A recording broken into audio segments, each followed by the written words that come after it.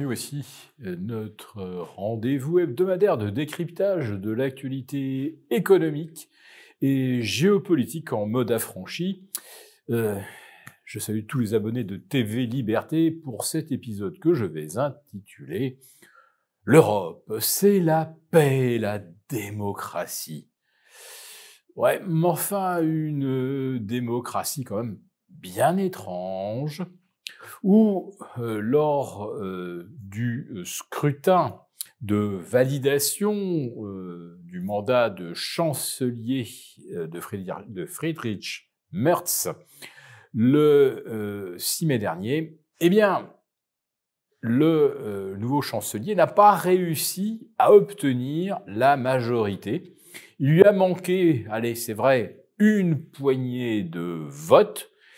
Certains de ses supporters étaient peut-être à la buvette. Donc, lorsque le chancelier ne peut pas être élu dès le premier tour, un second a lieu dans les 14 jours suivants. Ça peut donc être au bout de 7 jours, au bout de 14. Eh bien non, là, cette fois-ci, ça a eu lieu au bout de 3 heures. Et oui, parce que désormais en Europe, quand le vote ne convient pas, on fait revoter. Et si, décidément, ce vote est contraire aux attentes des Européens, eh bien, on le fait tout simplement annuler. Alors en Roumanie, le premier tour de la présidentielle vient de nouveau contrarier, contrecarrer les plans de Bruxelles. Après avoir fait annuler le premier tour de la façon la plus assumée qui soit, eh bien l'Europe a immédiatement introduit un recours contre ce nouveau premier tour qui ne donne pas la majorité aux candidats voulus, sponsorisés, aidés, peut-être financés. En tout cas, c'est une certitude.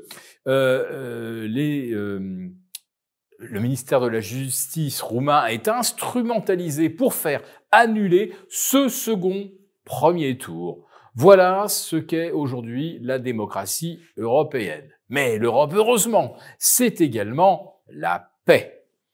Alors, l'aéroport Ben Gourion de Tel Aviv a été bombardé et il s'en est suivi une opération de représailles israélienne où le port de Sanaa, la capitale yéménite, a été anéanti, l'aéroport a été anéanti, autrement dit, je ne sais pas si on peut parler d'une riposte proportionnelle.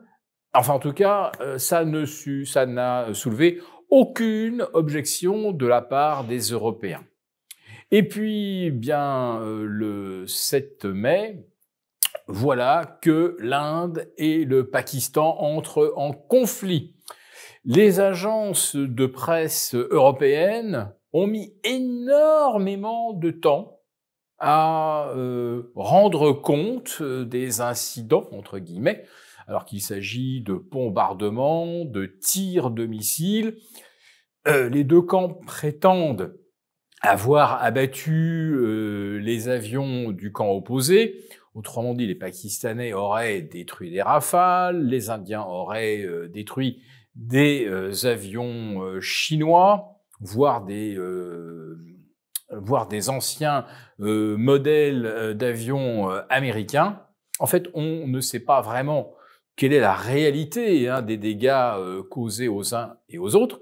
Mais en tout cas, l'Europe, elle n'appelle pas au calme, ni ne propose de solution, ni une médiation. Non, l'Europe était complètement muette, alors que ce sont quand même deux puissances nucléaires qui s'affrontent et qui ont les moyens de s'anéantir réciproquement.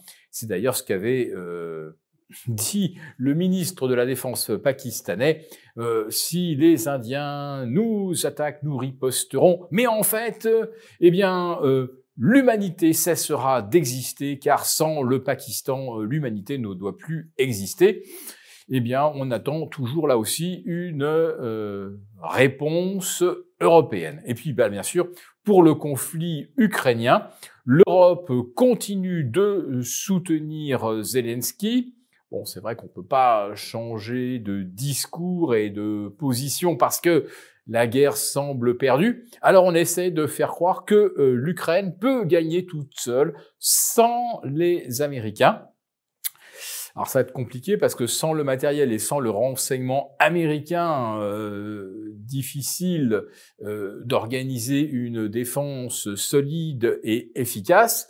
Mais manifestement, l'Europe a bel et bien l'intention que le conflit se poursuive et le premier à le souhaiter, eh bien, c'est le très anti-russe chancelier Friedrich Merz, dont on se demande d'ailleurs si l'absence de majorité au premier tour n'était pas liée au doute que son élection fait peser, ou plutôt le risque que cela fait peser sur la paix en Europe.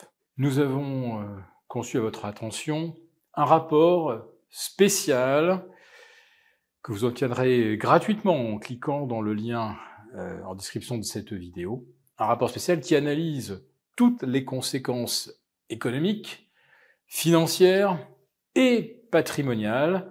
Et bien sûr, ce rapport vous offre également des mesures, des initiatives à mettre en place très rapidement pour protéger votre épargne, celle de vos proches. Tout ça donc dans un rapport gratuit que vous obtenez en cliquant en bas de cette vidéo.